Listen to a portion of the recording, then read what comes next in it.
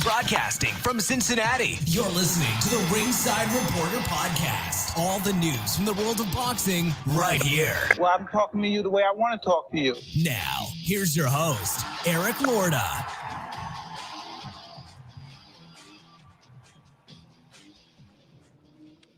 And we are live. Welcome to the Ringside Reporter Show, where we talk about the latest boxing news. If it's related to boxing, we'll talk about it here. My name is Eric Lorta, and I'm here with my co-host, Joe Habib, and we have a great show for you today. And if you want to call and ask questions, 323-870-3857. And tonight, we're going to talk about Canelo Alvarez moving up to the cruiserweight to fight for a title. But first, we're going to get started with the baddest junior featherweight in the world, Rais the Beast Alim. He's here with his coach, Bobby. Rais, how you doing today? I'm doing pretty good. Awesome, man. Awesome. So you ready for this weekend?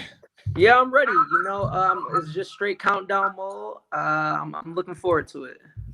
That's great, man. Coach, let me ask you a couple questions here. What does Rais have to do to be victorious this weekend? Just be Rais, but be smart. Be a smart version of Rais. Be the version we've been working on for the last 4 years, and that's how he'll be victorious. What is it, Coach? What is it about his style that gives people problems? Because he comes from traditional karate, traditional martial arts, which is karate. His timing is different. His timing is more sporadic. It's more randomized. So the majority of boxers are kind of programmed for one direction and one timing and one style of striking. And his karate just brings a different style to boxing. That's why he's so hard to deal with. What is it? Are you a traditional? I'm assuming you're a traditional boxing coach. When he comes to you, how is working with his style different than working like with a traditional guy who's just worked with boxing? Well, his style, when I'm working with him, it's really not that far off because I come from martial arts too. I come from Muay Thai, kickboxing, and then I transitioned to boxing 2 years after Muay Thai. So I'm pretty much I'm a hybrid type of coach, but to deal with him, you have to really understand his footwork because he has more of karate style footwork. But we've honed it in to make it more boxing, but you never want to alleviate his complete style because that's what makes him unique. So when we do approach each other, you just have to be aware of his footwork and his timing. His timing is different from a boxer, to me, in my opinion. Gotcha. Rais, this weekend, you're fighting Eduardo Baez. This is a pressure kind of guy. I think, if I'm being honest, I think he plays right into your hands. I really do. I think you have the right style to beat that kind of fighter. Do you have to win? Obviously, you have to win this weekend, but do you have to win impressively this weekend, or is a win enough to get you to where you want to be next? Well, each and every time I step in the ring, I want to make a statement. I'm looking to just make another statement and another statement. So winning big is an absolute must. I want to dominate this fight, and it's needed for sure. I want to ask a question to both of you guys. Since this gentleman hasn't had a ton of fights in the United States, is it hard to scout this guy? Do you guys know a ton about him? Go ahead. Well, I don't know a lot about him, but I've just from word of mouth and whatnot, and I've seen a little bit of tape on him. I watched his last fight. That was the only fight that I watched was his last fight. But he's a pressure fighter. If you let him put his forehead on yours, he'll do that. His record speaks for itself. He's like 20-1. So he's tall, he's lanky, he's a Latino fighter. So I know he's coming to fight. It's gonna make for an explosive fight. It should be very fan friendly. Now, when you look at his record, he doesn't have a ton of knockouts. Do you kind of say to yourself, or do you get into that false sense of security, like I can go at him and take more chances because I'm not really worried about his power? How do you balance that out going into this fight? The mentality. That's what it says on paper, but I have to see what it's like when I get in there with him.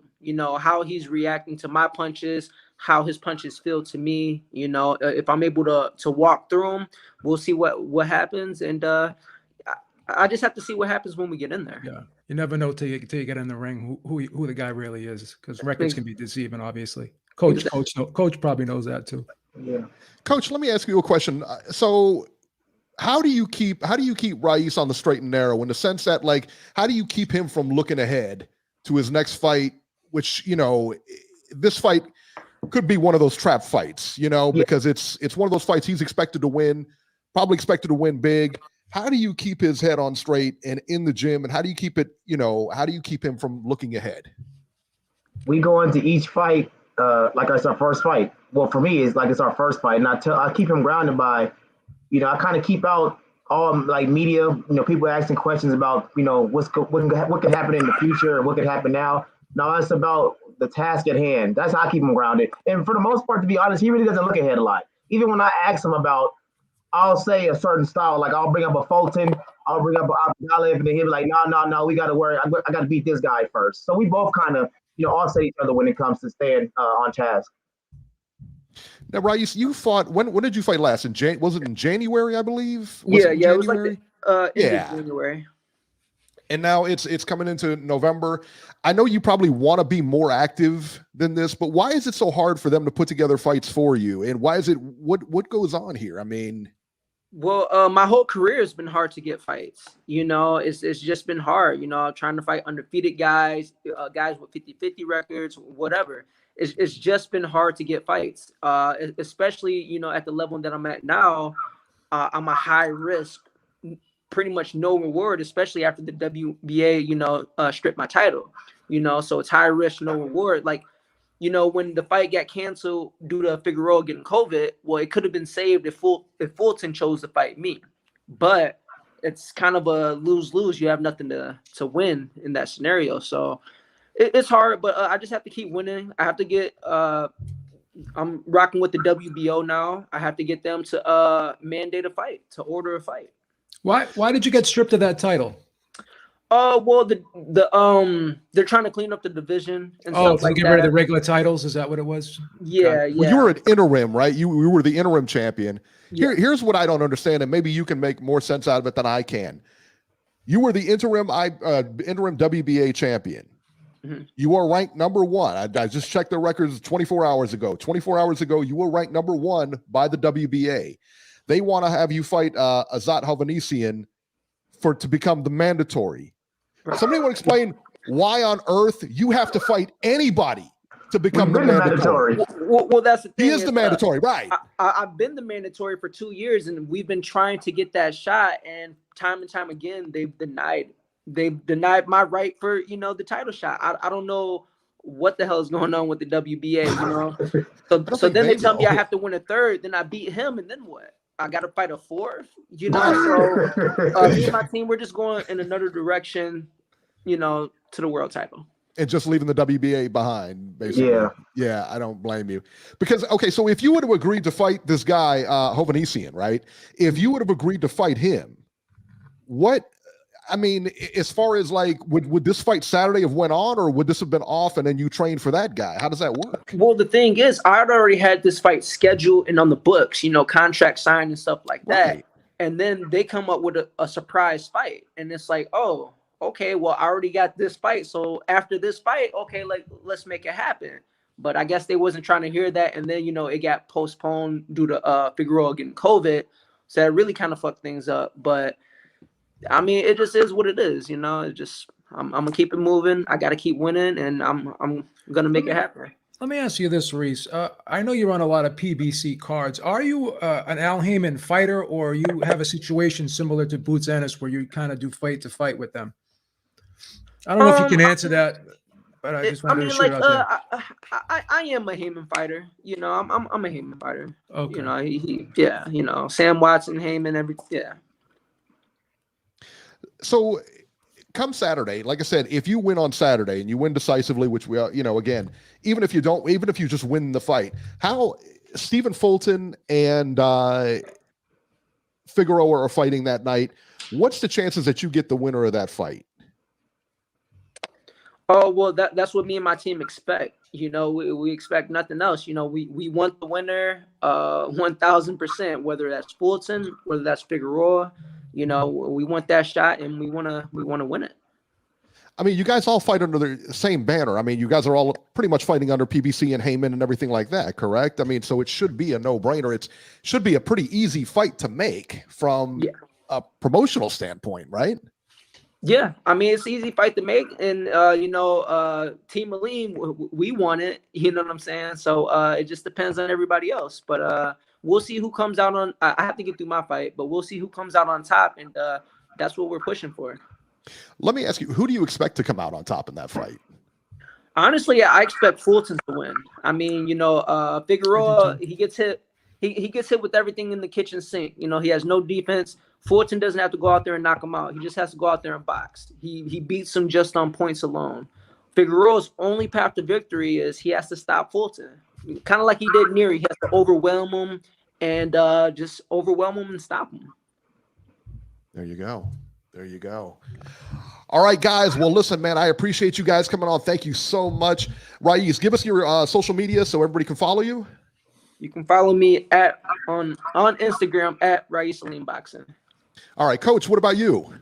You can follow me on Instagram at Bobby McRoy and at Noble Art Training. All right. Thank you guys so much, man. We appreciate it. Good luck on Saturday, guys. I can't wait to see you guys come out victorious, man. It's going to be a good card. Yeah, absolutely. Hey, I gotta earn it. It's not gonna be easy fight. Yeah. People are just kind of like, just saying Alim's gonna win, which I appreciate that, but until I'm the face of the division, I'll always be the underdog. You know what I'm saying? So I gotta earn this victory.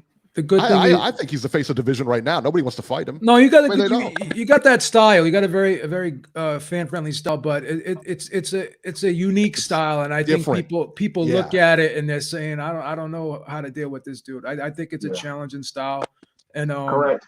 The thing is you're staying busy. That's the key point, and you're getting fights, and and you seem like you're being patient about it too. You're not frustrating, because sometimes when you get frustrated, you have a hard time locking in at the task at hand when you look too far ahead. You seem like you guys are, got a plan.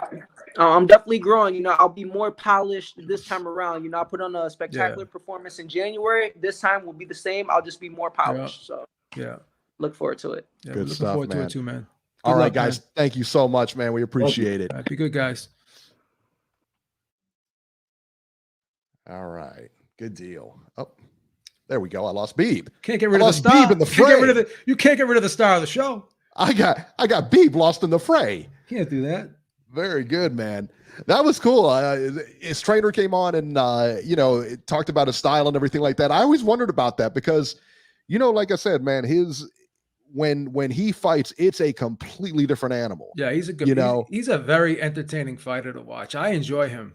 Well, it makes sense that his trainer. It makes sense that his trainer fought Muay Thai as well. So because his trainer knows him, you know what I mean. He knows that style. He knows his footwork and everything. And and Figueroa though would have been a great Figueroa, style match. It would have been a great style matchup. No, he blast out Figueroa. No, it would have been a fun fight to watch though. Like Stephen Fulton, he could hate to Fulton's say it. Gonna run if he's in he could stink the joint out, man. Yeah. What I'm trying to say is I think the Alim fight would have been a more fan-friendly fight, more entertaining. Yeah, for sure. For sure. What I mean. Well, and I think that it's telling that Fulton didn't want to fight him. I mean, I think he said as much. Like whenever you try to be dismissive of somebody, this guy got to do this guy got to do that, then that kind of tells something. Right. It's crazy, man. Yeah. All right, guys, let's talk about the one last night. Let's get started with ESPN Plus. Terrence Crawford versus Sean Porter for the WBO welterweight championship. 10th round stoppage for Crawford. Terrence Crawford knocks out Sean Porter in the 10th to retain his WBO welterweight title. Listen, man, it was a good fight throughout. Very back and forth. Crawford may have the best footwork in the game right now. The one thing I noticed in this fight is that when Sean Porter would come in and throw punches, it wasn't really Crawford moving his head to get out of the way. It was him using his feet to get out of the way, and using his feet to get out of the way and pivot and keep himself in punching position, which, I mean, if you just watch his feet in that fight, is just amazing, man. Go ahead. Oh, I'm sorry. I just want to make one quick point. I think one thing that gets lost in it all, because he's so skilled, one element of his game that gets lost is his strength. He was actually stronger than Porter last night. And I know Mark Kriegel made a comparison with Crawford and Jeff Horn. And then Max Kellerman jumped all over him. And I think he was being taken out of context. I think what Crawford showed in that fight was how strong he was, because we saw Jeff Horn manhandle Manny Pacquiao. And Crawford more or less manhandled Jeff Horn. We thought Crawford would win the fight, but we did not think that he would win it in the way he won it against Jeff Horn. Like he out-muscled him and just beat him up. It was like a street fight almost, the way he just bossed him in there. And he did a little bit of that last night. So I think that gets lost in translation, how physically strong the guy is. Well, one of the moments, that you remember from the fight, that at least I remembered from the fight, is at one point they tied up. Crawford got underhooks on him and just drove him to the ropes like a rag doll. That's it. Just drove Who him does to the that to ropes. Porter? Who does that to Porter? I mean, and it was easy for him to do, That was one of those things that just stood out in my mind, as I'm watching this. I'm like, wow, he is much stronger than Porter. I mean, this is a big one.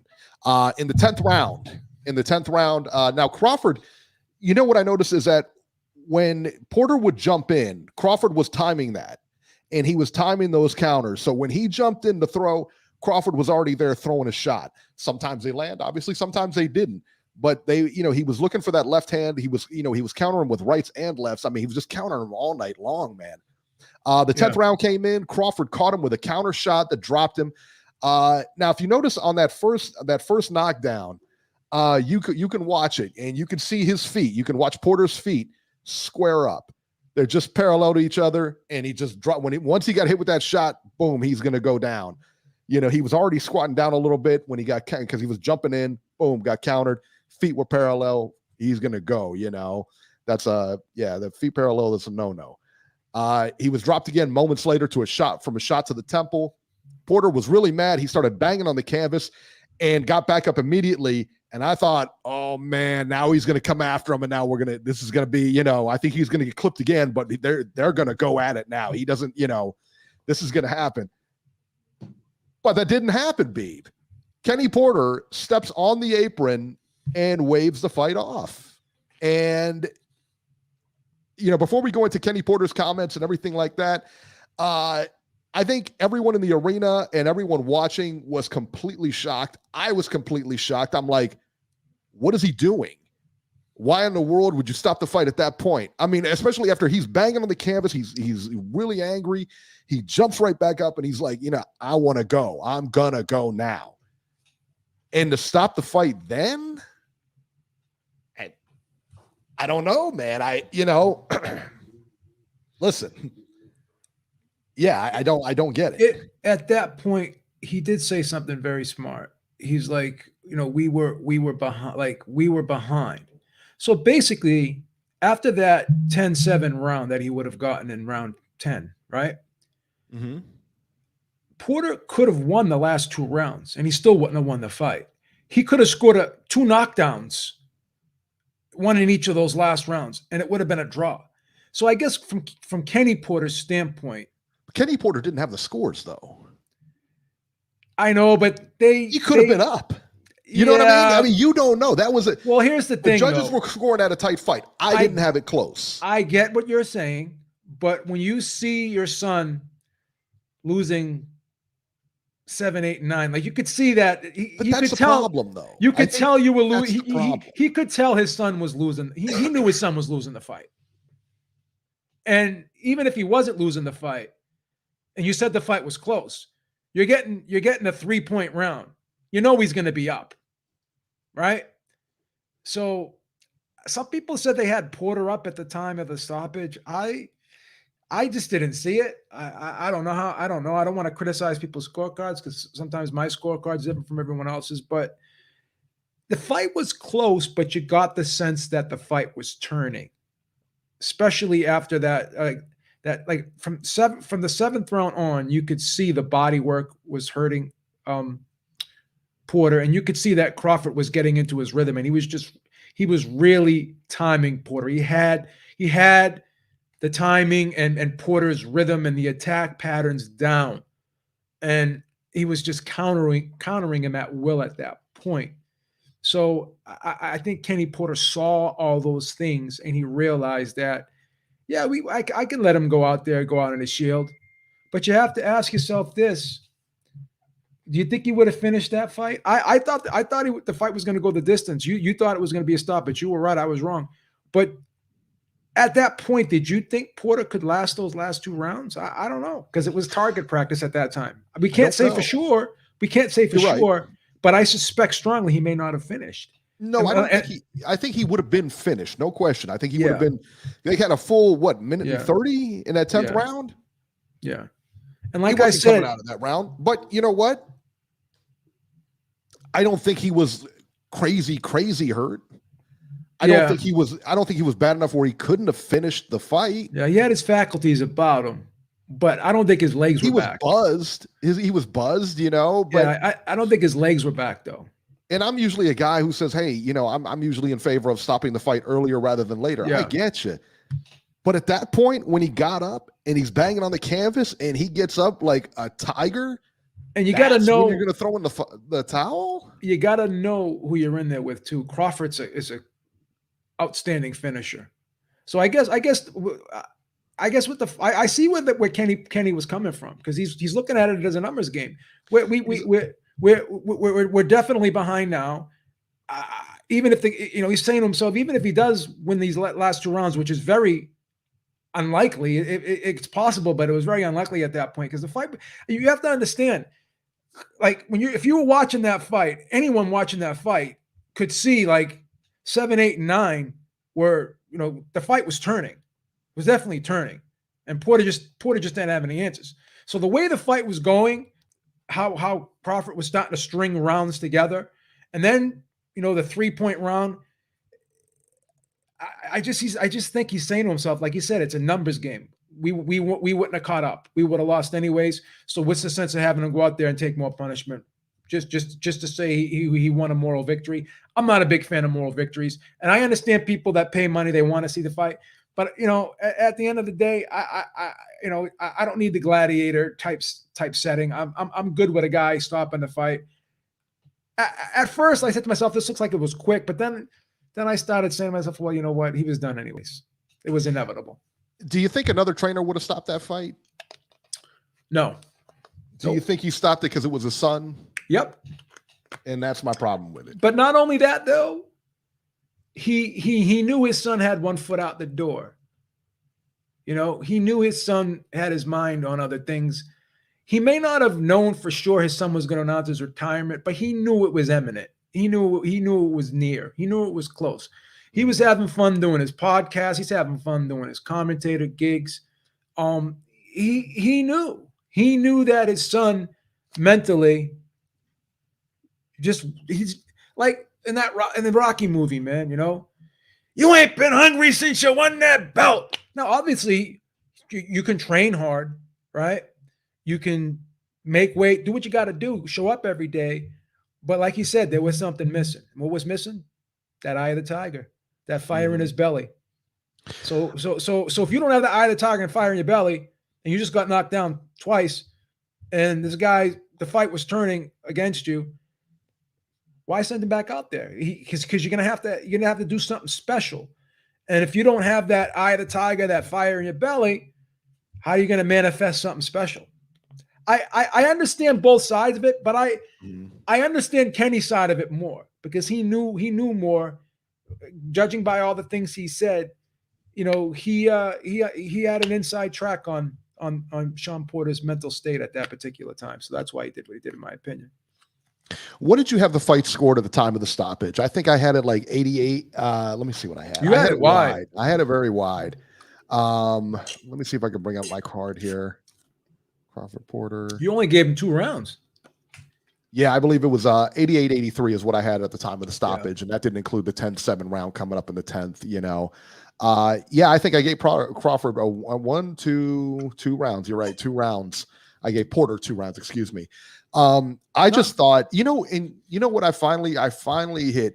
I'm not a big fan of Tim Bradley, and I'm not a big fan of Sean Porter, and last night I kind of figured it out why. I think because they both have that same type of style where they kind of lead with their head, they go in and they're kind of like trying to bull rush you. It's like, they tangle you up, they try to frustrate you. They're not really, I don't like that kind of boxing, where they go in there, they just try to rough you up and you know what I mean? I don't like that. Let me ask you this. Doesn't it almost look like they're fighting out of desperation? The way they just throw all caution. It's almost like a desperation, like a kamikaze type style of fighting. And I tell you, a lot of those rounds, even the earlier round, I gave Sean Porter the first round. I thought he did well. You could give him the second round. I gave Crawford the second round, but by and large, I thought Crawford was controlling the rounds. I thought Porter would come out and maybe clip him with a big right hand or something like that, but by and large, Crawford was controlling those rounds, hitting them. Listen, I don't want to play Monday morning quarterback, but even you could see, like, even when Crawford isn't winning rounds, you could see he's preparing for the culmination, for the setup. No one gives rounds away, but once again, Crawford lets guys do what they want for a little bit so he could pick up on their attack patterns and he could find that hole. And the only way he can find that hole is by letting you be aggressive, letting him come at you, right? Or come at him, excuse me, right? And once he does that, he sees. He goes, okay, he's coming in. He's lunging. I can hit him with the left hand, right? Because he's coming in wide with the right hand. And he's coming forward, leaning face first. What am I going to do? Boom, left hand right down the middle. Boom, left hand right down the middle. Yeah. That's it. That was it. I mean, it was this whole. And he smothers himself. So what am I going to do? I'll grapple with him and I'll punch him to the body with the free hand. These are all the things that he was just downloading in his brain. Porter's dad at one point in the fight was telling him, hey, circle left. I need you to circle left, because he's circling right and right into the power. Right into the left hand. Right into the power, So I think he was getting good advice. I mean, Kenny Porter as a trainer is a very good trainer. He just, I don't know what happened. And here's the thing too. Like, he fought the whole fight southpaw. It was amazing. Yeah. It was amazing. That footwork really impressed me, though. Yeah. I mean, he was so fast on his feet. He was just quick, man. What'd you think of Errol Spence shaking his head and getting up and walking out? I had a conversation with Maestro. Maestro sitting there saying he was mad at the stoppage. Why would you be emotionally invested in the fight? Like, why do you care well, to me, he was disappointed now because Porter got stopped. So now that's something people can use against him. Look, Crawford knocked him out. You want a split decision. I think that was more of it. Like, he wanted Porter to win instead of wanting Crawford to win so they could have their super fight. He wanted Porter to win just so he could say, see, I'm better than this guy. Instead of go out there and fight the guy to prove you're better than him. Don't sit there and use like Sean Porter as the measuring stick. Now it's going to be used as a measuring stick if you decide, do you want to fight next? I don't know, maybe. There's no deep desire, right? There's nothing there. When he doesn't want to fight him. Like, he doesn't want to fight him, babe. The word I'm looking for is enthusiasm. He shows no enthusiasm towards Terrence Crawford. Because it's a fight. It's a fight. He doesn't know if he can win. That's Crawford knows he can beat him. Spence doesn't. I don't think Spence knows he can beat Crawford. No. I can't say that for sure. I suspect that. Because he's very, very dismissive and even Leonard Ellerbe, Leonard Ellerbe's like trying to poo-poo the fight too. What did he say? I didn't see what he said. Oh, we're not worried about that. If it happens, it happens. Like everyone is just is just so dismissive of the fight. Like, so they're just so laissez-faire about the fight. They don't want to talk about it. Like, it's like taboo to talk about that fight. Like, why can't that fight happen? Chris Mannix said something ridiculous the other day. He said Charlo Andre is the biggest fight in boxing. No, it's not. No, it's not. I think from a competitive, like a significant standpoint, not a monetary standpoint, from a significant standpoint, I think Spence Crawford is the biggest fight in boxing. From a significant Bob Arum thinks that Crawford and Josh Taylor is the biggest fight in boxing, which is a big fight, no doubt, but it's not the biggest fight in boxing. The one everybody wants to see is Spence versus Crawford. That's Top Rank is kicking the shit out of PBC, baby. Keep talking shit about Top Rank. I read that earlier. Top Rank is crushing PBC, baby. It's crazy. I know Jason's in the chat. People don't want to. They don't want to acknowledge that, but that's the facts, bro. Jason, I know you're on hold. You're going to have to keep on hold for a little bit. Hit that motherfucking like button, folks. Hey, everybody in the chat, hit the motherfucking like button. All right, so let's talk about after the fight now, because this is kind of where it really heated up here. Kenny Porter, right after the fight, said, talking about Sean, he said that he didn't prepare like I wanted him to prepare, and that makes me say I don't want him in that situation. He fought a great fighter. The guy's super sharp, and he's at a deficit. It's like fighting the guy blindfolded when you're at a deficit like that. I wasn't going to let that happen to him. At the press conference, Kenny Porter said, I planned on stopping it going into the fight. Already knew this. If I saw what I saw, that was my plan. No knock against Sean in terms of who he is. But as we mentioned earlier, when he thought that Errol Spence would be his last fight. I'm his father. I knew that. So I knew everything that was going to happen with him before it happened. So this was something that was coming, not to be negative towards him, but I'm his father and I could see these things. I could see it in the training. I could see it in his movements. I could see it, him looking at the clock, like, how long do we got to be here today? I can see it. And I smile because someone said I was criticized. Please criticize me. Go right ahead. Go right ahead. I love it. What kind of talk is that, man? I mean, all that could have very well been true, but was that the time and the place to say it? No, 100% no. And I get sick of these people saying awful. I get sick of these people saying, oh, he's just being real. Like whenever someone says something that makes misplaced comments, they may all be true, but they don't have to be said. Some things are better left unsaid. Oh, he's only telling the truth. Okay, that's fine. That's fine. But sometimes you know the truth can be told in a different setting. There's a time and a place to say everything. In other words, this should have been kept behind closed doors. And that was not the time and place, or the situation where that should have been said. In my opinion, it was an awful thing to say. It really was. It was an awful thing to say because you were just beaten. You know what I mean? You're just beaten out there.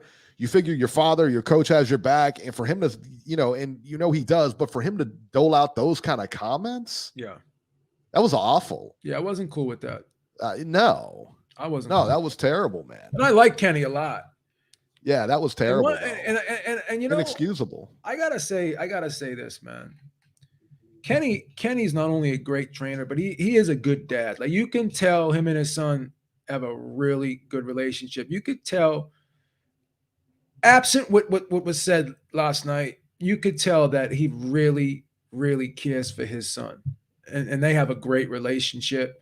And you could just see how Sean interacts with his father, how much he respects his father and stuff like that. I gotta be honest, man. I'm envious of that because I never had that, and I think that's a great thing. I think it's a great thing, man. Yeah, I do too. And like I said, I think they're close. I think that he, really made a mistake last night, though. I really do. I think he made a mistake in what he said last night. Not necessarily what he did. If he wanted to stop the fight, stop the fight. But, Yeah. So there it is. At the press conference, Porter actually retired from boxing. He said it was going to be his last fight. And I think that's wise. I mean, it's, it's his time. Like I said, that's all he is now, is going to be moving forward. He'll just be a gatekeeper. He can't beat Spence. He can't beat Crawford. He wouldn't beat Boots Ennis. He wouldn't beat any of those guys. So what are you fighting for at that point? You know what I mean? Really, what are you fighting for? If you can't win a title, then why are you fighting?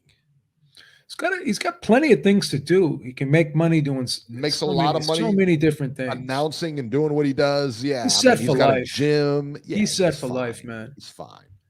Well, you can say what you want about the guy, but he's a very likable person. I mean, he's a very nice guy. He's a family man.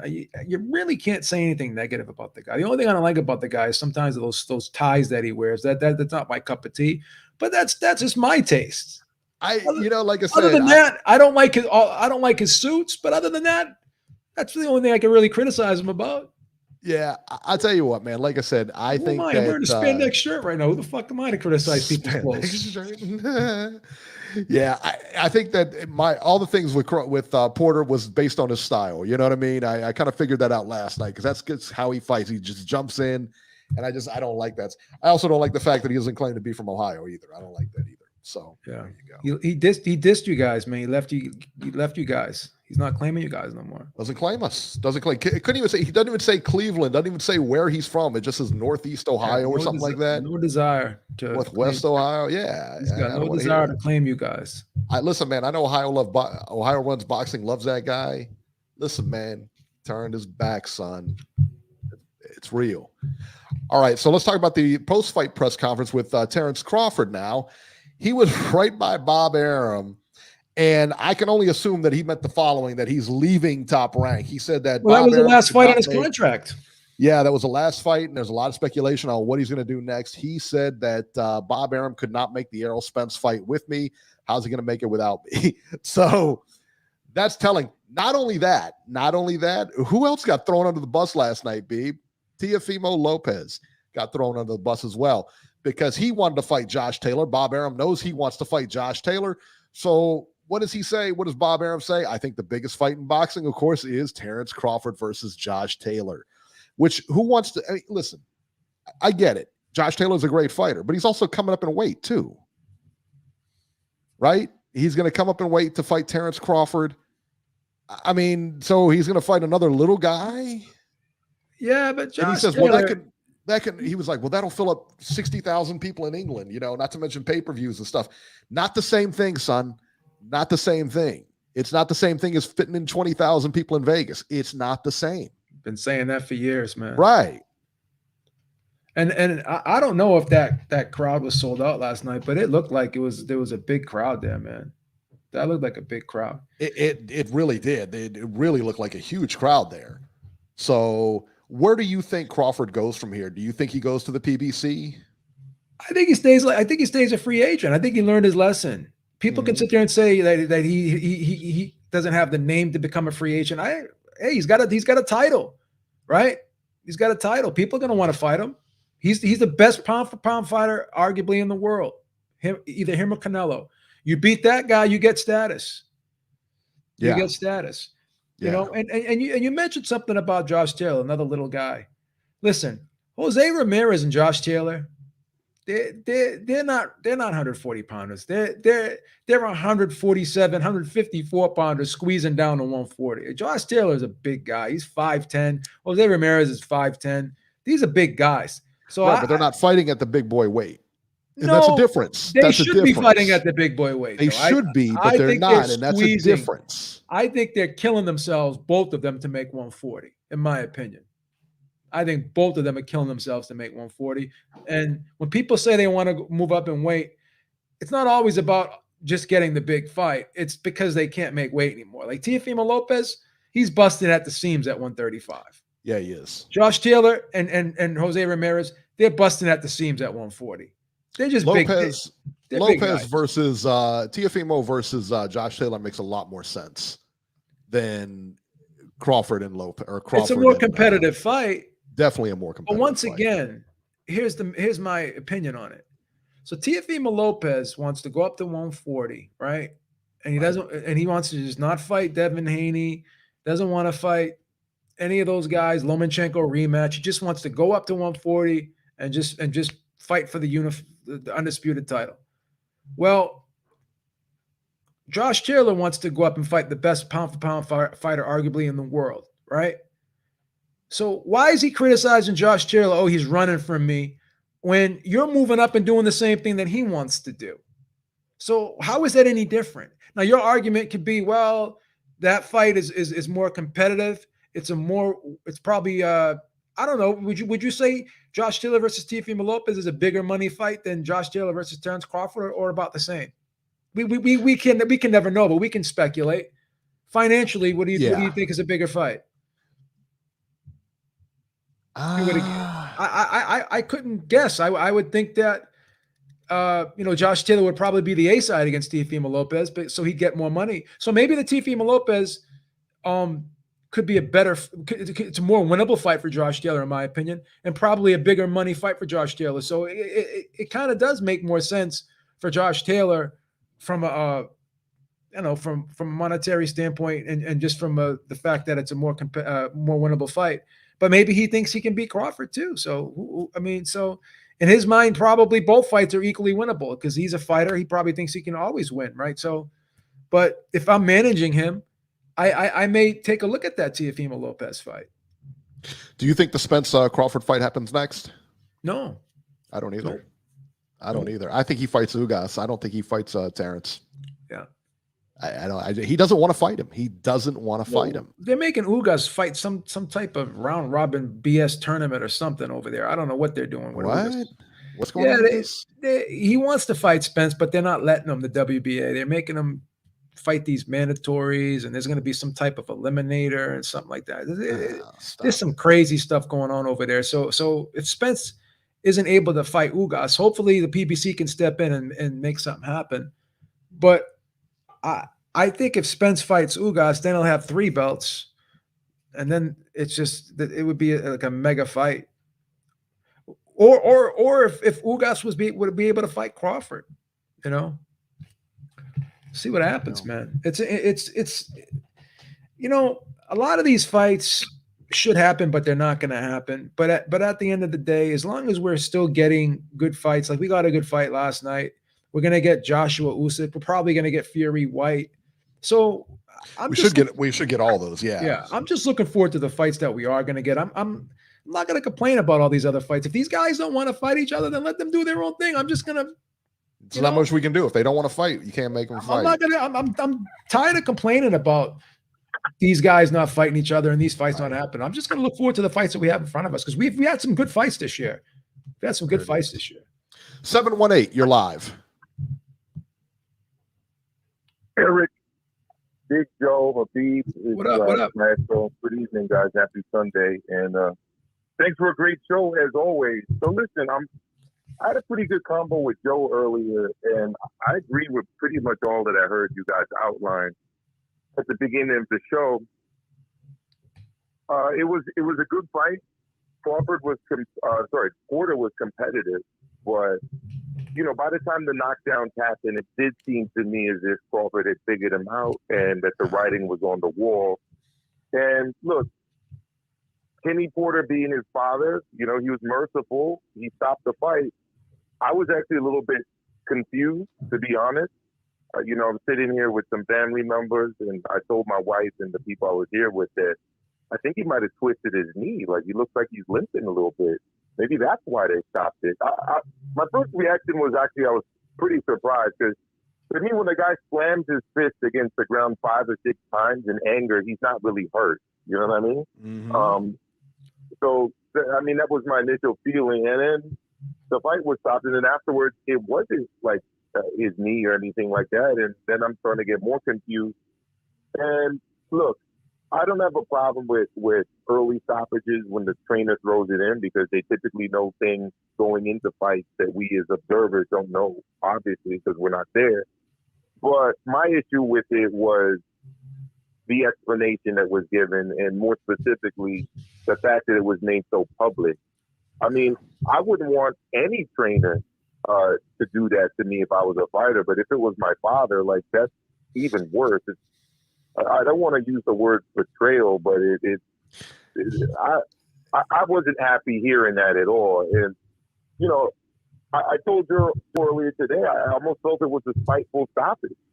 I mean, it seemed like he was upset that Sean wasn't doing the things that he wanted him to do in training. You guys saw the Blood, Sweat, and Tears episodes 1 and 2, where he was like yelling at him and, essentially saying, you got to listen to me and not do whatever you want, right? And then he pretty much said that he stopped the fight because Sean wasn't doing what he kind of wanted him to do in the ring. And that's just not a reason to stop a fight. Mm-hmm. That fight is not a reason to stop a fight. Imagine your favorite football team. Imagine Brady back in the day when he was a quarterback in the Patriots wasn't throwing the pass routes that Belichick wanted. So Belichick just stops the Super Bowl and tells everybody to pack up and go home.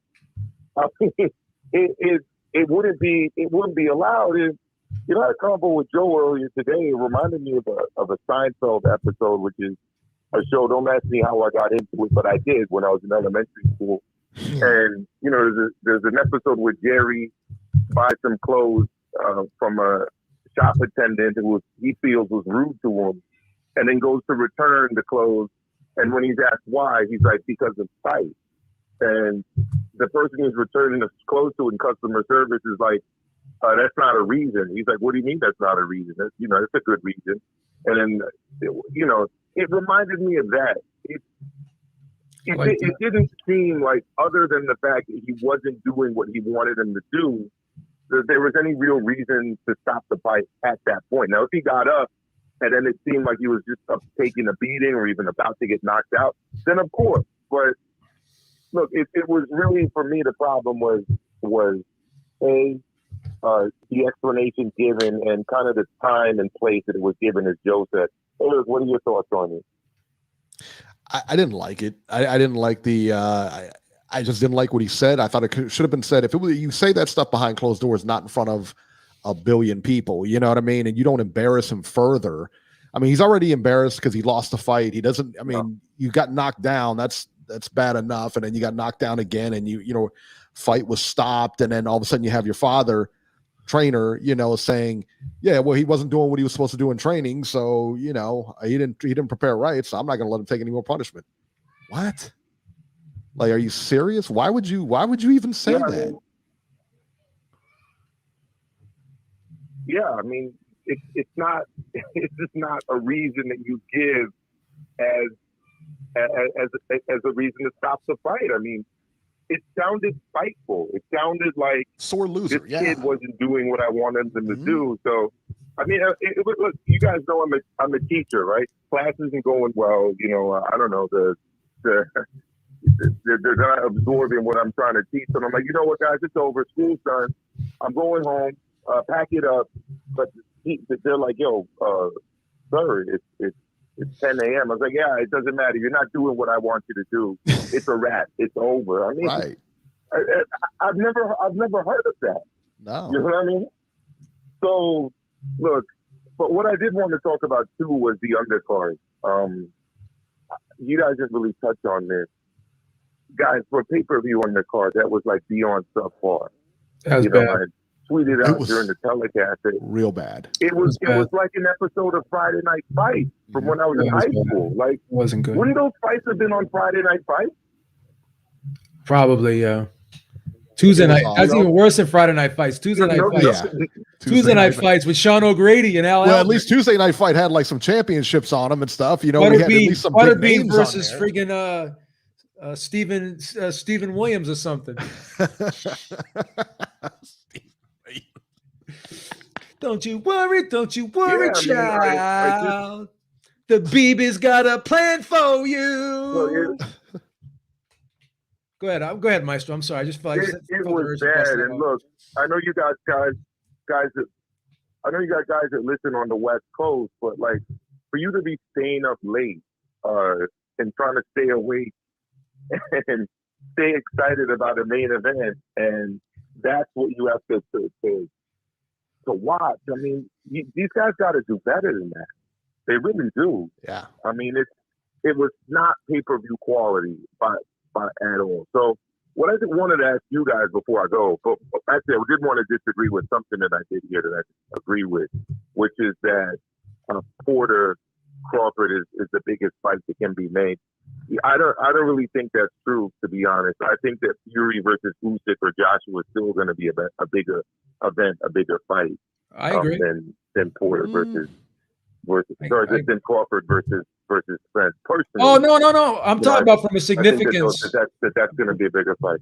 I'm talking from a significant standpoint. I'm talking from a significant standpoint, not a monetary standpoint. No, I'm talking from both. It's the undisputed heavyweight championship of the world. What's more significant than that?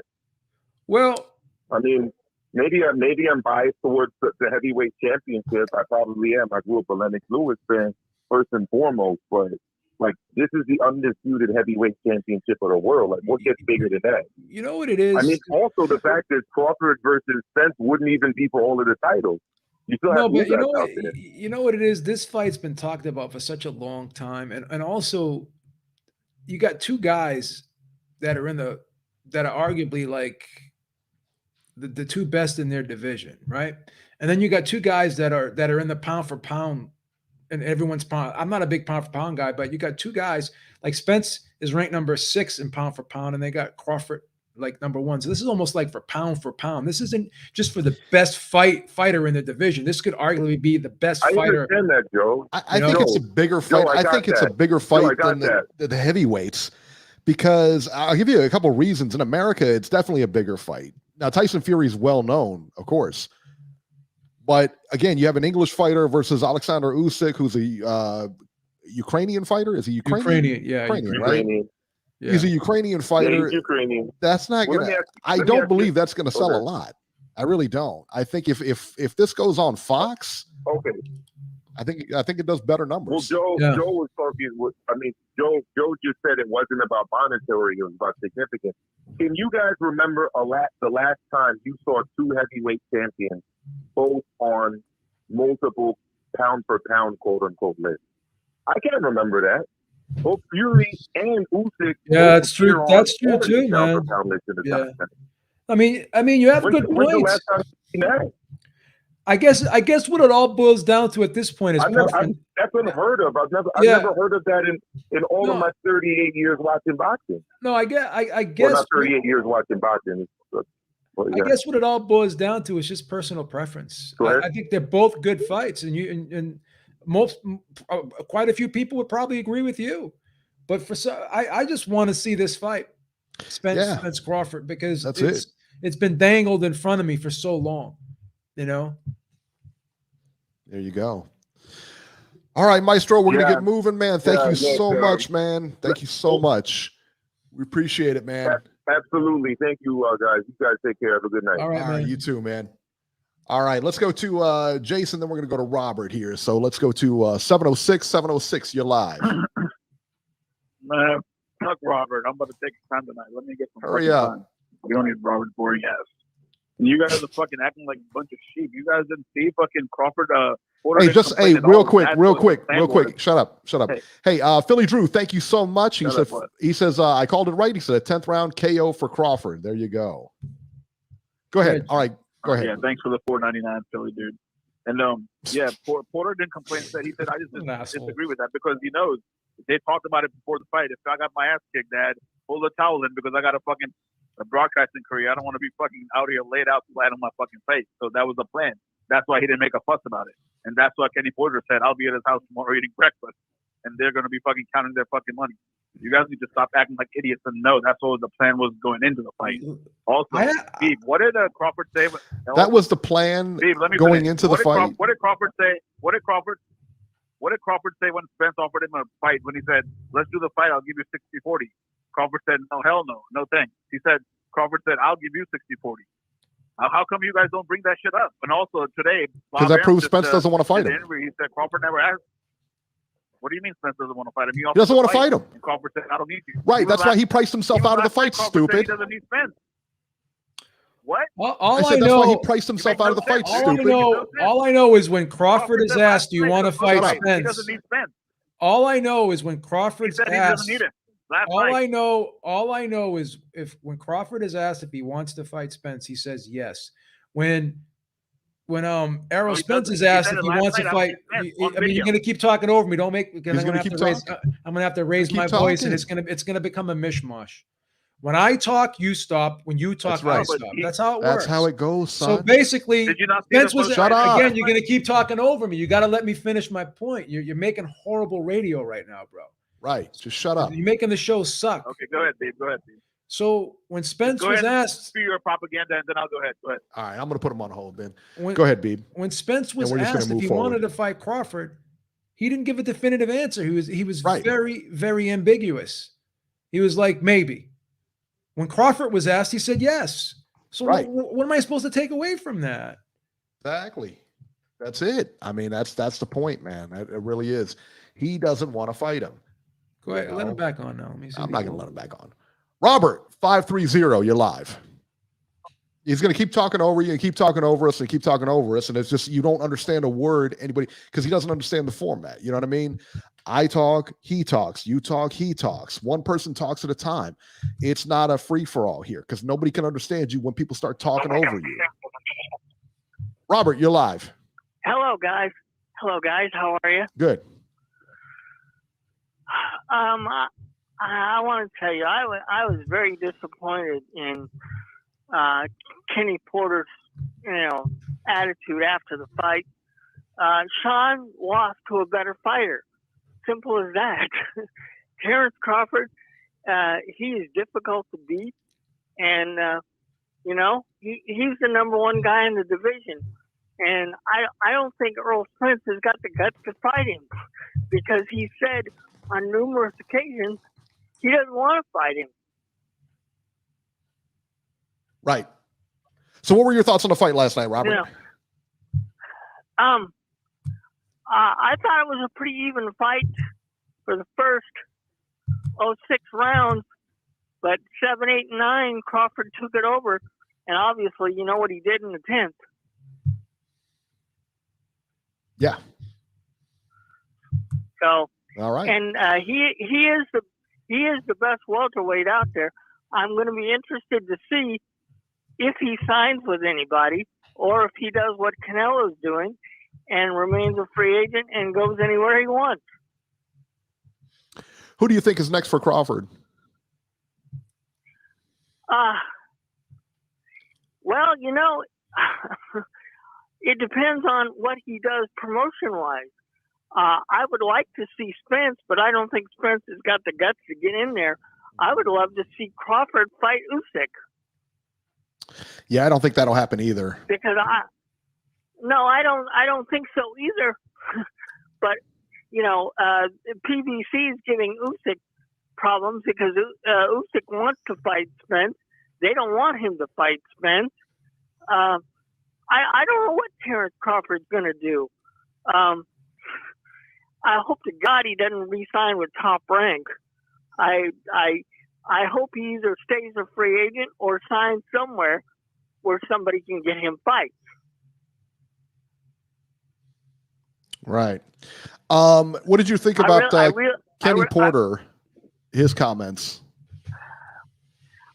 Like I texted you, Eric, I think that was one of the most disgusting things to do. You can't, come on. You say those things behind closed doors. Did you ever see Emmanuel Stewart stand in the middle of the ring and say, Thomas Hitman Hearns, he didn't do what I wanted him to do in training? Hell no.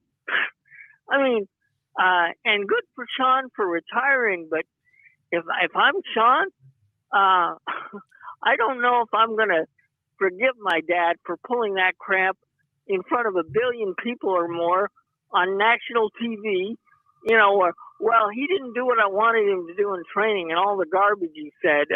That is so low class. If they have a close relationship after this, I would be very shocked. You don't put your son under the bus, in his last fight, and maybe Kenny knew it was going to be Sean's last fight. I don't know, but that's a horrible thing to leave on the big stage, is your dad putting you under the bus like that. I don't know how you forgive something like that. I have no problem with the stoppage. I just think the wording at the end, what he said, was just misplaced. I think it was. I just don't think it was the right place. I don't think he should have said that to him. I think he should have pulled him aside and talked to him about that. Well, you know what, Beeb? You know what I think hang on, Robert. You know what I think that. Okay. I think it's going to be one of those things that drives there's going to be a wedge there now.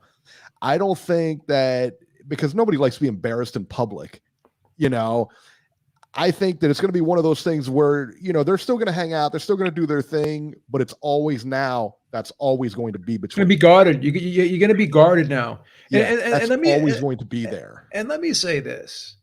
If all this stuff is going on in training that you're not happy with, then why didn't you address it? Well, and two, like my dad said, he said, if that's the way he felt, then why did he let him go through with the fight? You know what I mean? Why did he let him go through with the fight? Yeah. If he felt he was that ill prepared for the fight, why did you let him go through with it? You as your trainer and his father and everything, why did you let him go through it? And you gotta tell him, you gotta tell him, like, hey, listen, there's something, you're not the same. What's going on here? We can't go into the fight like this and expect to win with your mentality this way. Like you got to address those things behind, when they arise, so they don't snowball. I'm not a big fan of fathers being in the corner anyway. I'm really not. I'm not a big fan of that because you get in trouble like that, or you don't do something, and it's a weird kind of thing. It's a weird relationship that you have to try to keep separate then, and it rarely ever works, man. It really does. Go ahead, Robert. I'm sorry. Right. You guys have followed boxing just about as long as I have. What do you think Terrence Crawford does? He made it obvious in the press conference last night he's not going to sign with Top Rank. What do you think he does, and who does he sign with anybody? I don't know. I think Beeb hit the nail on the head when he said he thinks he's just going to be a free agent for a while, and I think that's right. And just figure out, what's. I couldn't agree more. I think that would be his best option, and that way, people have to come to him and offer him fights. I mean, Canelo's got balls. I know you're going to talk about it later, but he cleaned out 168, and now he's going to jump all the way up to cruiserweight. I never saw that coming. I mean, that just blows me away. I figured he'd go up to light heavyweight, but when I read the article about him going to cruiser, I'm like, holy cow! It's like that. Now you talk about a fighter that's got balls. He does. Who's he fighting, Robert? Who's he fighting? I don't know. They mentioned some African dude that I've never heard of. Yeah, right. And we do this how long? We do this every day, every week. We put on a show. Yeah. You do. Nobody knows who this guy is. But here's the thing, and I said this. Give me a break, man. Here's the thing, and I said this Thursday. I said this Thursday on the round table. First of all, the guy's ranked number 2 by Ring Magazine at cruiserweight. He's ranked number 2 by BoxRec.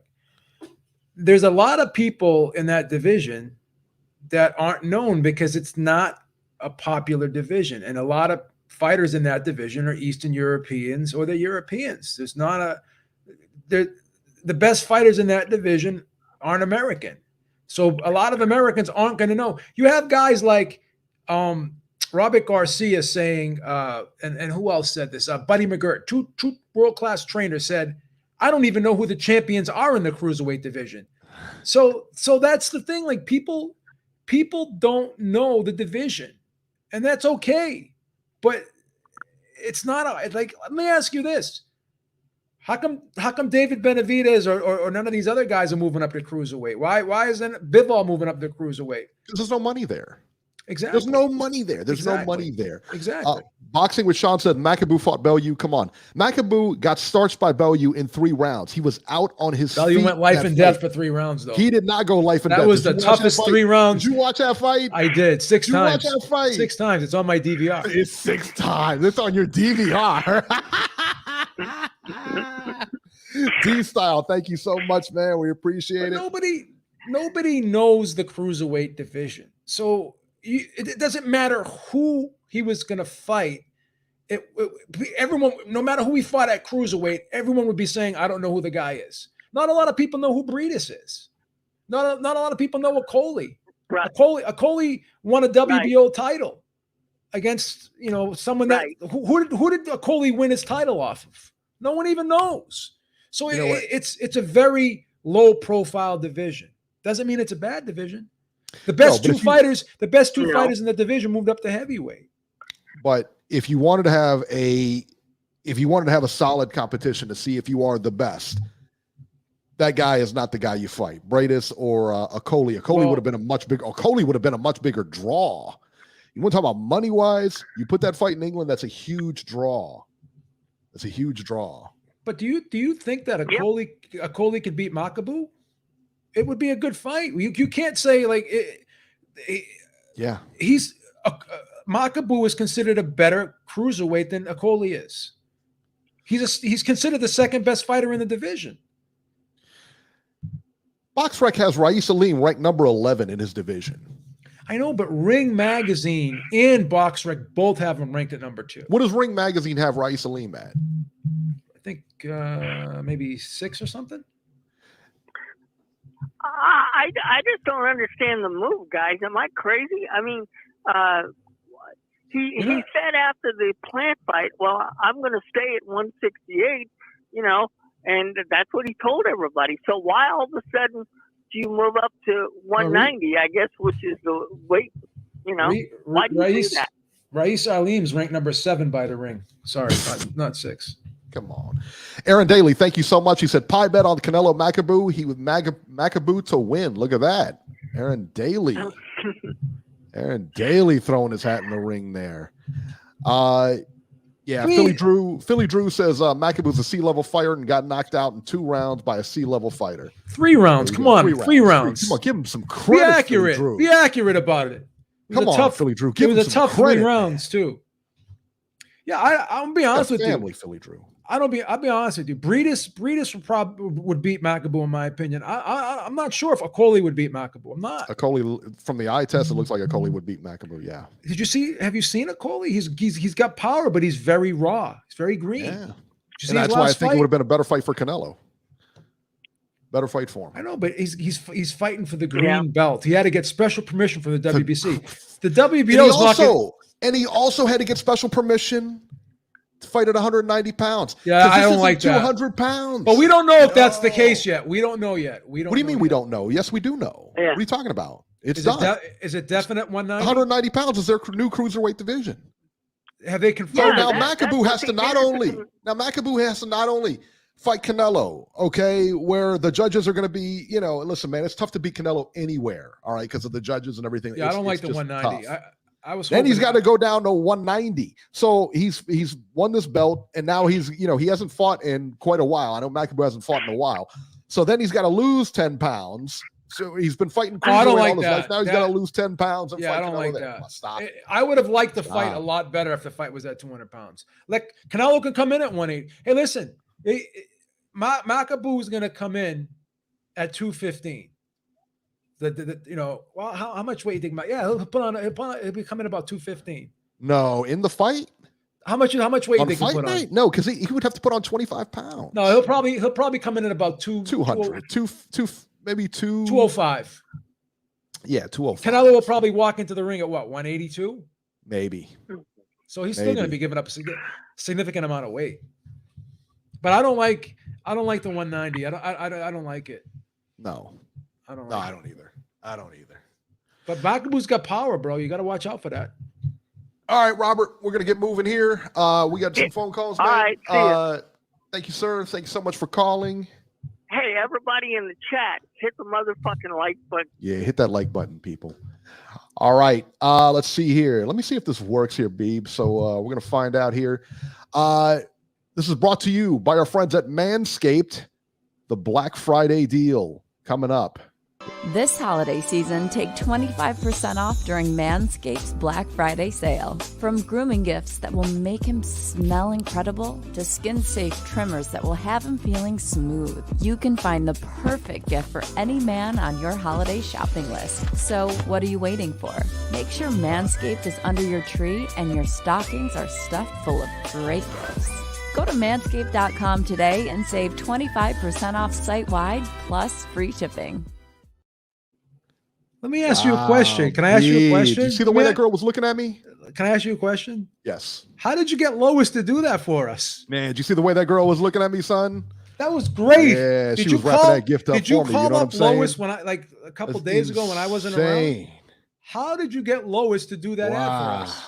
That was incredible. Thank you, Lois. Man. Thanks, Lois, for doing that. Don't forget the special code.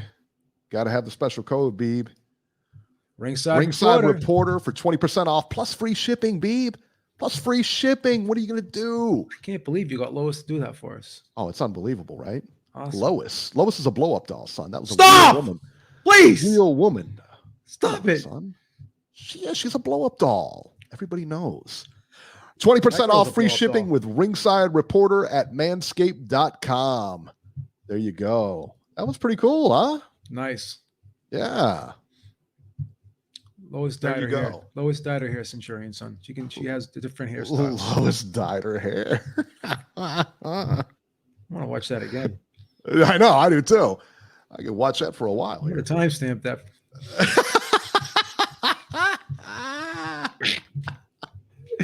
Oh shit. 845, you're live. Hey, what's going on, fellas? It's Brian. Brian, what's happening? You got a new phone, Brian? 845. What's this? The bat phone? It's a burner phone from Cricket. Yeah. Well, I lost my phone, man. I had to get a new number. They You lost your phone. You couldn't keep the same number? Yeah. Well, I you- had the same, my phone just messed up on me, and I had to get a whole new phone when I was out there on the road. So I had to get this phone when I was in New York. They gave me this crazy area code. Everybody think I'm a telemarketer. I'm kidding. But yeah, lock me in. That's my number. Lock me in. All right, you are locked in. Hey, man, let's talk some boxing, man. Hey, I ain't gonna lie to you guys. I done spent the grip on boxing this year. It's adding up, man. Yeah. I think I done spent like $1,000 or something. I don't know. Write this off on my taxes at the end of the year. Fuck that. Me too. This is gonna be an expense. I think I got both of you guys. Beat. I ordered that damn Evander Holyfield fight. I ordered it too, Did man. You guys order that shit? I ordered it too, man. Okay. Whew. Eric gonna pretend he didn't order it, but he did. Okay. Eric gonna pretend he gonna sit up there and pretend he didn't order it, but I know he did. I know he ordered it, man. I know I did. I can't believe I did that. I called him up the night of the fight. I heard it playing in the background. All the other fights. Besides that one fight, all the other fights, they've been, pretty much worth my money, though. That fight last night, it was good. It didn't have a good undercard, but terrible main undercard. event was definitely It was terrible, such a bad man. undercard, man. I was like, oh my God, man. I said, what should I do until the main event? I had to find something to do. Like, man, let's go to the movies or something. And then, by that time, we should be on the main event. But, I mean, that was a good fight, man. Terrence Crawford, he ain't no joke. I mean, I ain't going to say, I know people going to get offended. People so sensitive if I say he's pound for pound number one. So, they're going to be like, Canelo, I get it. But Crawford is definitely the most talented boxer right now, man, in my opinion. I mean, what you guys think? He definitely, to me, is the most talented. He can do everything I good, mean, it's hard to argue against it when you look at the eye test, man. Yeah, it really is. Last night, I mean, to do something that nobody else has done, that was pretty impressive. Yeah. And then, he's a skinny dude, you know what I'm saying? But he's strong. Nobody probably think that he's as strong as he is, and he was pushing Sean Porter back.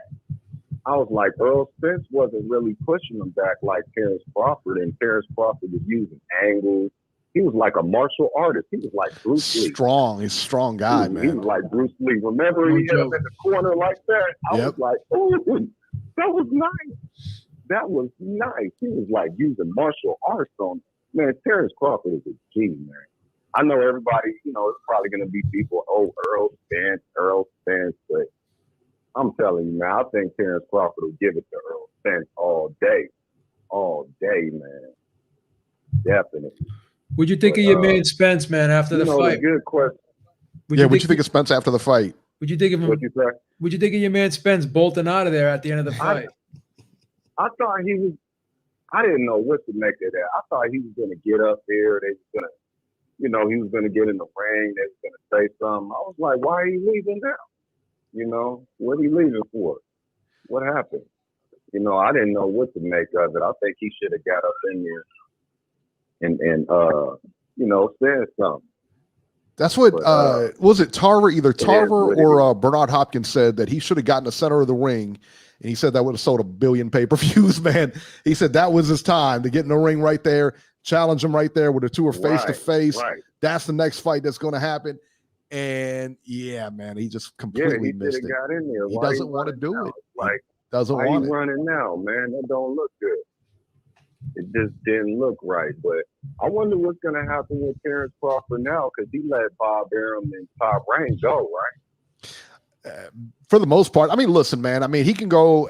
He may go fight to fight, but.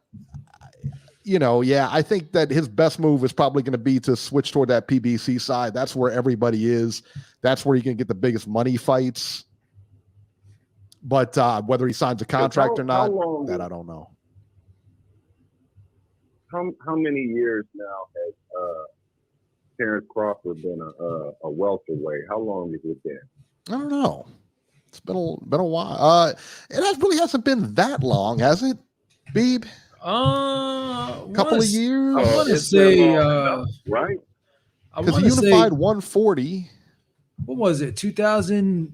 When did he move up? 2019, 2018? Probably something like that. Maybe. I don't know. See how long has he been a welterweight, man.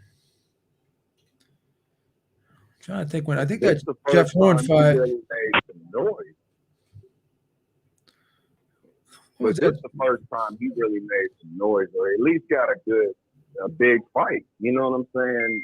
This whole time he's been in that division, I mean, do you guys agree or disagree? He fought Jeff Horn, Kell Brooks, Amir Khan, but I mean, this 2018 was a pretty big one for him.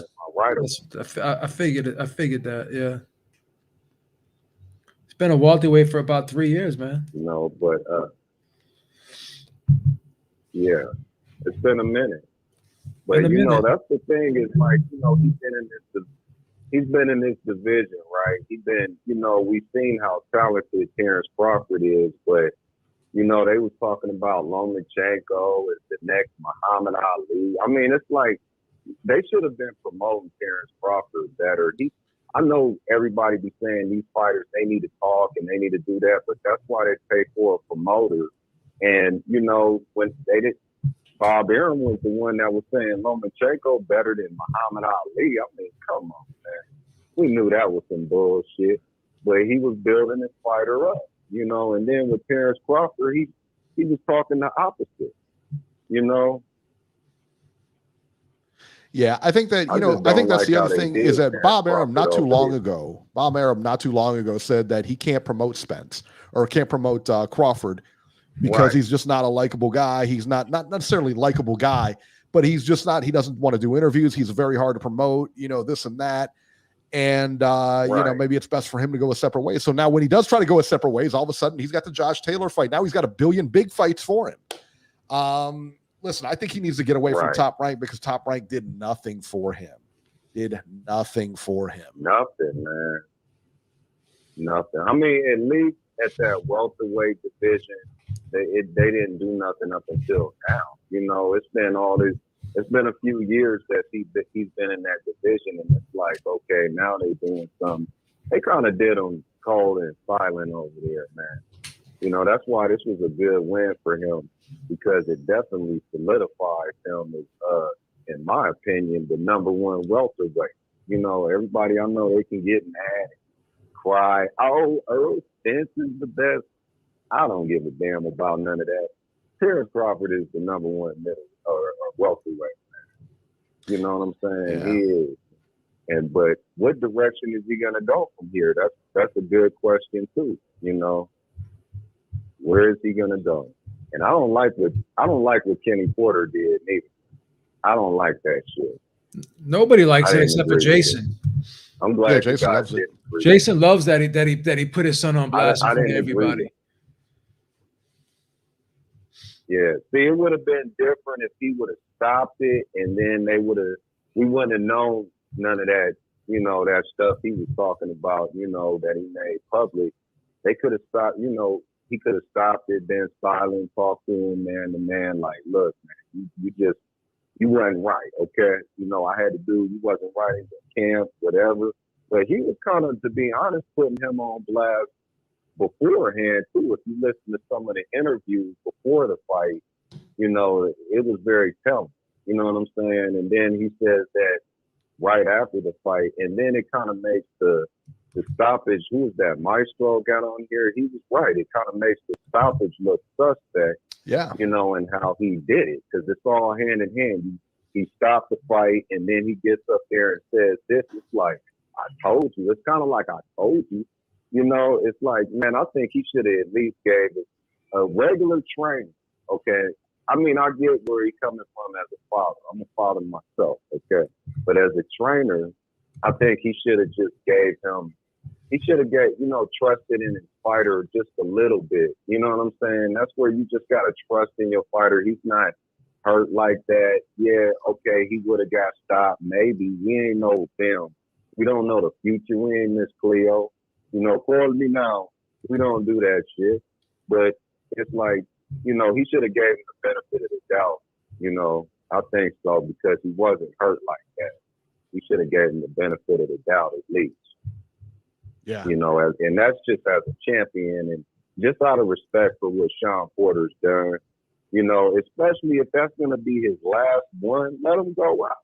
You know what I'm saying? I mean, I'm not saying for him to get his fucking head knocked off and it's over, but just, man, you know, he regroup, give him a strategy, you know, and tell him to just be more tight on his defense, because when he was getting caught, he was getting anxious. You guys seen that when Sean Porter started to get we said that. He was getting caught. Said that he was getting, you know, fighting with desperation. Yeah. Right. Right. So he could have just tied him up, slowed it down, and just, hey, son, slow down. You know what I'm saying? Just stay tight on your defense. It wasn't like he was just getting blasted out of there for him to just throw. I didn't like the stop. I mean, I'm cool with it. Don't get me wrong. I'm cool. I ain't gonna sit here and talk shit about it. But me personally, when it happened, I didn't like it, especially when after he started saying that shit. You know what I'm saying? I really didn't like it. It left a bad taste in my mouth. You know? Absolutely. All right, Brian, man, thanks for calling in, man. We appreciate it. Yeah, I agree with him. I agree 100%. Brian, text me with your new number so I can log into my phone, bro. There it is. Let's see here. 508. From this day, you'll be my new fool. Georgie. Hey, yo, what's happening, people? Low energy, Georgie. How are you? I'm tired, man, but let's go through it. Listen, we got to go through fucking P. Diddy, Kenny Porter. Always up on the picture. Always on the video. Always making it about himself. Always wanting the fucking spotlight. Don't say that he's retiring now, right? Yes. Yes. All right. So yes. That means... Wake up. So that also means that Kenny Porter is retiring. Is that his only fighter? Yeah, Sean is his only fighter, right? I think he's got someone. I think he's got someone else. I'm trying to remember the guy's name. He got another fighter. Well, after the comment that he made about his own son, would you let him train you? Because you know he's gonna put you on fucking blast. Absolutely not. It was a bad look, man. I didn't like it. So we can say goodbye to Kenny Porter. At least something came out fucking good out of the whole situation. Shout out to Crawford. He proved me wrong. He looked mad strong in there, though. I said that, He looked big. Yeah. I thought Sean would have looked a little bigger, though. He was much bigger. Wow. Yeah, Crawford was much bigger. He looked really big. I don't know, man. It's like all of a sudden he grew or something. It was weird to my eyes because I thought Sean would have looked a little more bulky and about the same size, but there was a size difference. Now that he's talking about moving to 154, listen, Boom Boom Mancini said that two-weight division is 2 fucking cups of water, 10 pounds. 147, 160, baby, 13 pounds. That's not that much. That Canelo fight can happen. That truly is greatness right there. If Crawford do that shit, wow, that's right there with Muhammad Ali right there. Yep. Am I wrong? No, I mean it's like they were talking about Spence fighting Canelo, so why can't they talk about Porter fighting Canelo? It's been the one that smoked. Didn't you see he came out? They showed him on TV. As soon as he knocked out Porter, he walked out. What that mean? He broke out. He was left. pissed That off, was man. the bad He's look right off there. because Crawford beat Porter better than he did. It bothered him. Yeah. He's a competitive guy. He's a competitive guy, man. Big time. He should have stayed. He should have faked it out. Fake the funk, baby. Fake the funk. Just don't get up and walk away because you're telling everybody you really the one that smoked. Yeah. He fucked up. He fucked up. Like his stock went down right there with the public. At least in my eyes, he looked like he didn't want to none of that. And now Crawford is in a position that he can say whatever the fuck he want to say, and people will believe him. Yeah, it's crazy. Spence, when he came out with the whole eye injury and shit, didn't most of the experts say that shit would take like a year for you to recuperate? Yeah, but he's saying he's back in camp. He's saying he gonna try and fight in March.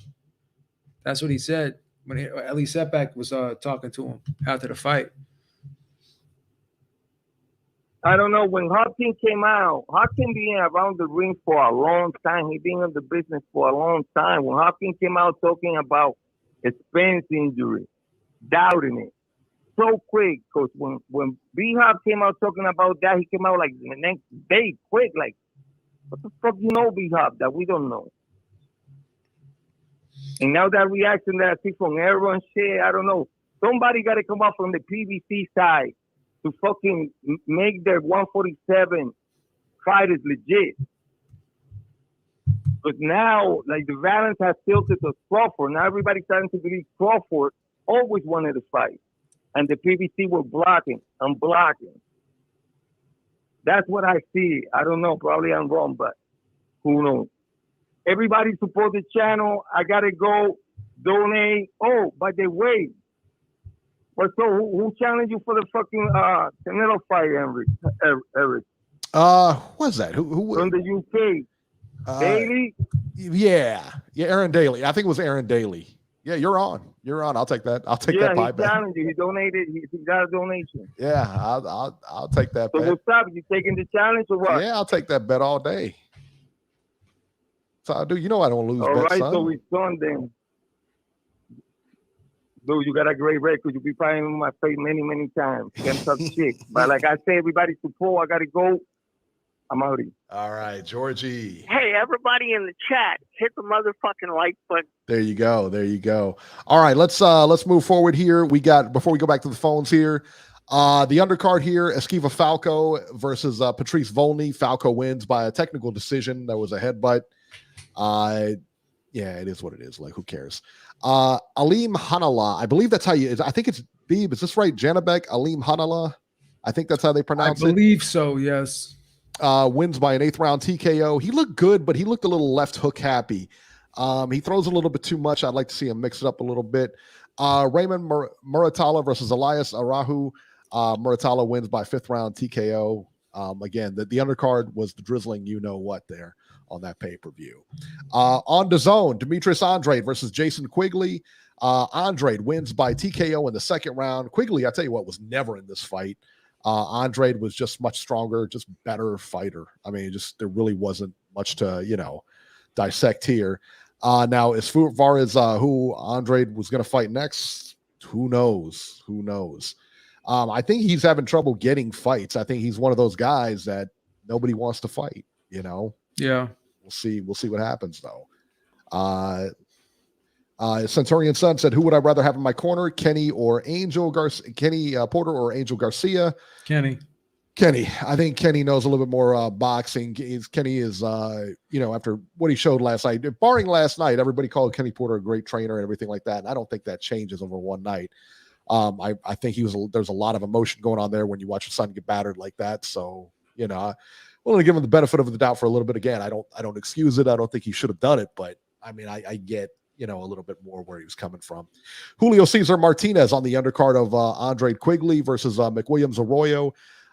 Fight went 2 rounds, was an accidental headbutt, went to be a no contest. Across the pond, Tim Zhu versus Takashi Inoue. Zhu wins by unanimous decision, 120-107 twice and 119-108. After the fight, man, Tim Zhu called out Brian Castano, which I thought was pretty odd, but yeah, I think that's a really good fight. Yeah, I think that's a solid fight. Yeah.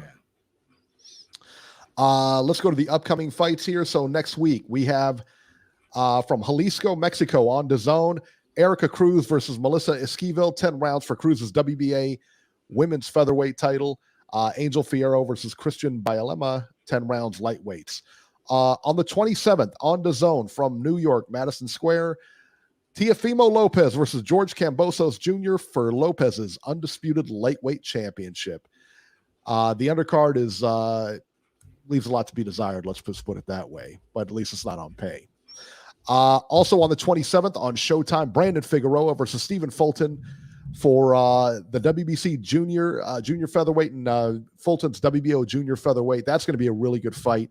Friend of the show, Alim. We just saw him at the top of the show versus Eduardo Baez, 10 rounds junior featherweights, and Gary Antonio Russell versus Alejandro Santiago, 10 rounds bantamweights. And that's it for next week. Beeb, who do you like in the Figueroa Fulton fight?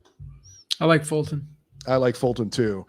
I think Figueroa gets hit too much. I think Figueroa is going to pressure him, but I think Fulton's got the style to deal with that kind of pressure. I think the defense would be a big problem in that fight. Yeah, I think so too. And then, of course, we think Alim is going to win. I think he's going to knock Baez out. I really do. I think he's the best guy in that division. I think it just is. You know, he's the best one in that division. I really believe that. So there you go. All right, let's talk about the news and rumors here. The big news this week was Canelo is making a move to cruiserweight. Canelo Alvarez is making the move to cruiserweight to face WBC champion Ilunga Makabu. The fight will be at 190 pounds, not 200 pounds. 190 is a new weight for WBC cruiserweights. Beeb, we talked about this a little before. I don't like this fight. I've said it earlier in the week. We did a show on it. I don't like this fight at all. I think this fight is, number one, you're going to make this guy cut 10 pounds, which is not chump change. And yeah, you know what? This guy is going to be one of those guys who's, he's going to take that payday. This is going to be the biggest payday he's ever gotten.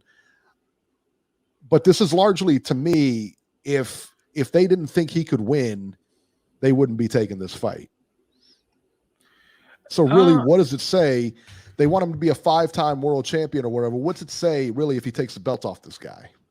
Well, my argument is who can beat Canelo right now, regardless of what weight class? Like who would win? Who would be a bet? Like, is Benavidez really a tougher challenge than this guy? I think Benavidez gets stopped in 6 rounds. Really? You think so? Yeah. Oh yeah. I think I would rather see that fight. I would rather see Charlo or Benavidez fight rather than him fight this guy. Would Charlo beat him? No. I don't think anybody's going to beat him right now, but they're definitely better fights than this guy out there is what I'm saying.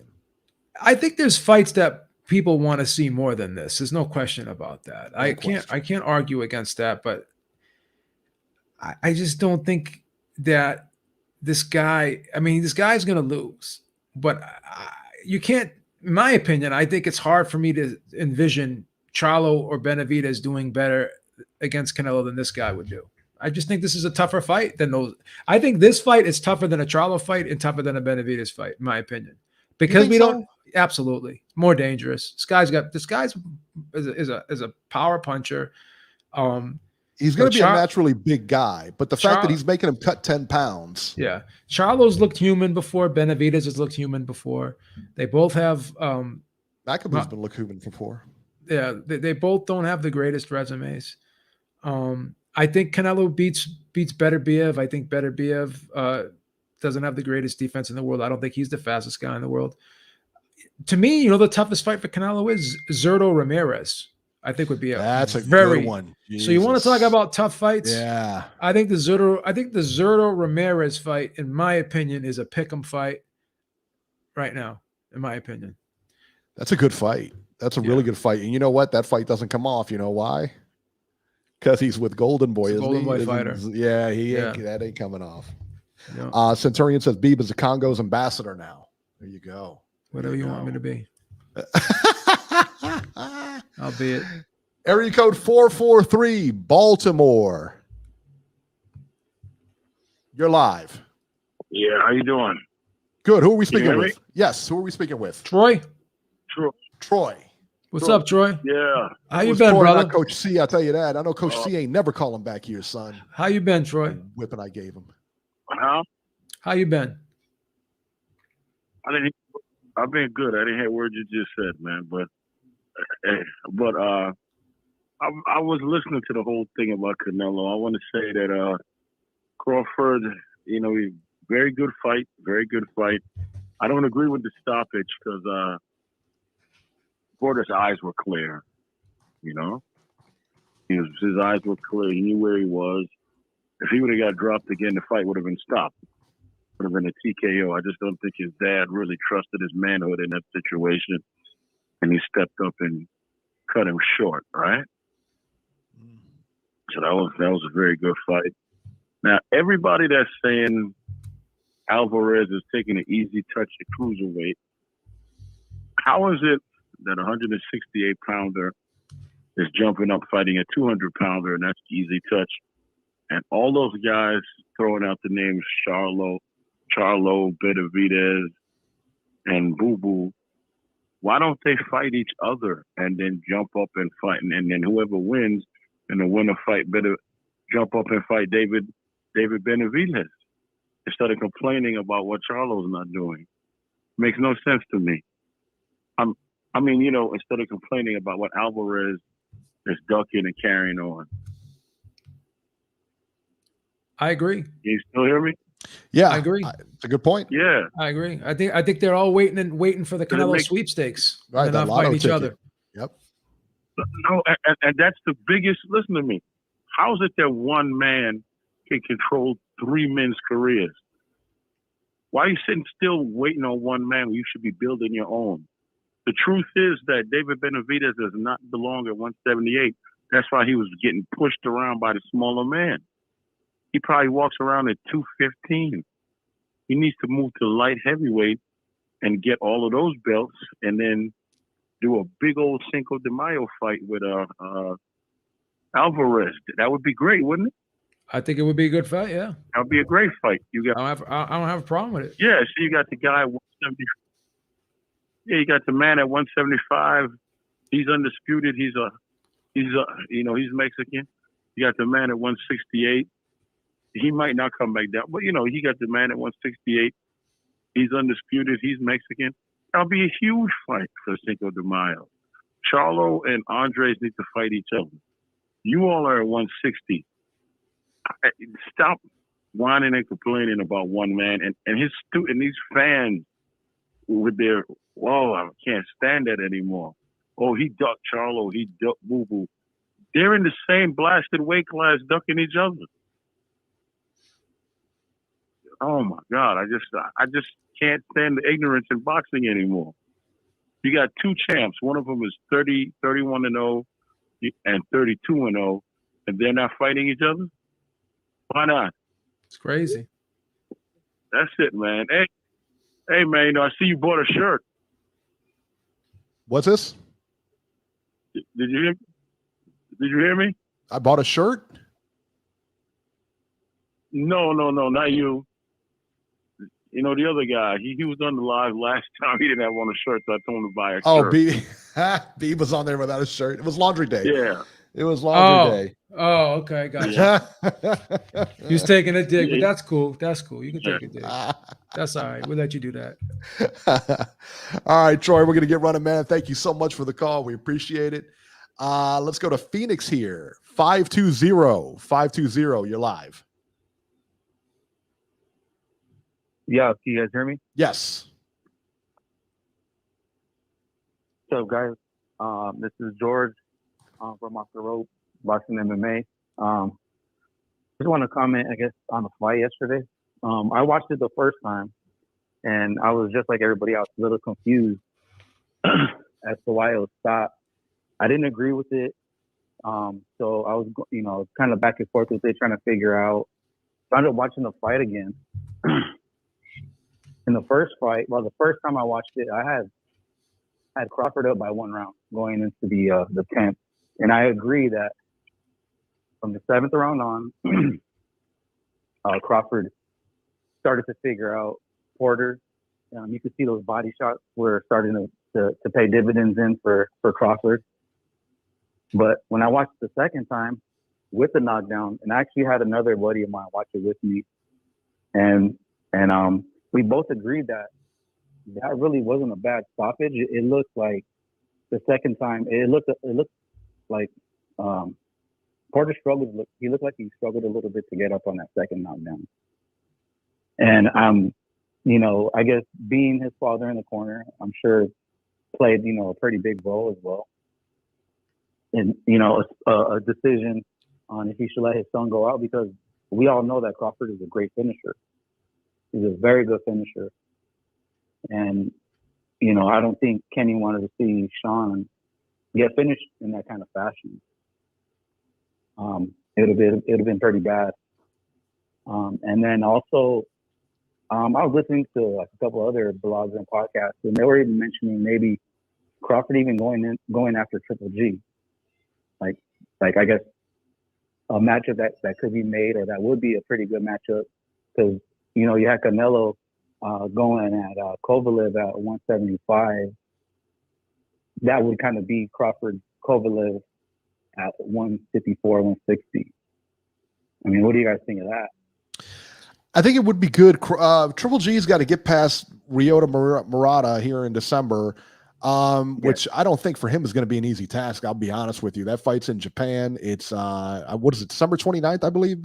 Like they always have the big fights on New Year there, like New Year's Eve or some shit.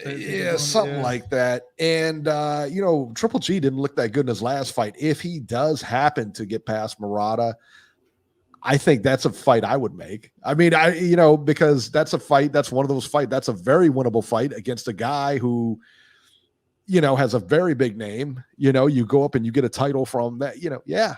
If it can happen, but a lot of things have to fall into place for that to happen. Yeah, totally agree with that. You're right, and I agree with that as well. Murato's not going to be easy walk in the park, and we've seen, the decline of Triple G. He still has the power. The power is there. The IQ is still there, but the age is starting to finally show a little bit. And it's going to be a tough fight.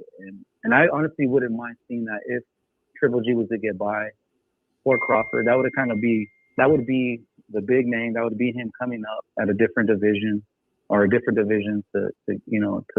win against a big name like Triple G. And I think that's a very winnable fight. Yeah, I think so too. I think he definitely wins that fight. And I guess one more too, just back to Boo Boo. I know for me, for like the last couple of years, I've always believed that Canelo and Boo Boo was the fight to be made. And I still kind of believe that. I still kind of believe that would be the fight to be made. I don't really see Charlo, Benavidez. Benavidez would be a good tough fight too, but I still think he's just a little bit green still, in my opinion. To give Canelo that tough fight. And Zúñiga is actually a really good one as well. I think that would be a tough one, man. A really tough fight for Canelo. Very good. All right, George, we're going to get running, man. Thank you so much for the call, man. We appreciate it, man. Thank you. Yeah, for sure. Thank you. Good stuff from Phoenix, baby. From Phoenix, daddy. Beeb. Coming out of the woodwork from everywhere. West Coast, daddy. That's it. That's how we living. That's how we're doing it. All right, guys. That'll do it for this edition of Ringside Reporter. As always, you can catch Joe Habib on Twitter at jhabib1 and find our YouTube channel at ringsidereporterlive.com. You can find me on Twitter at ringside73, and we will see you guys next week.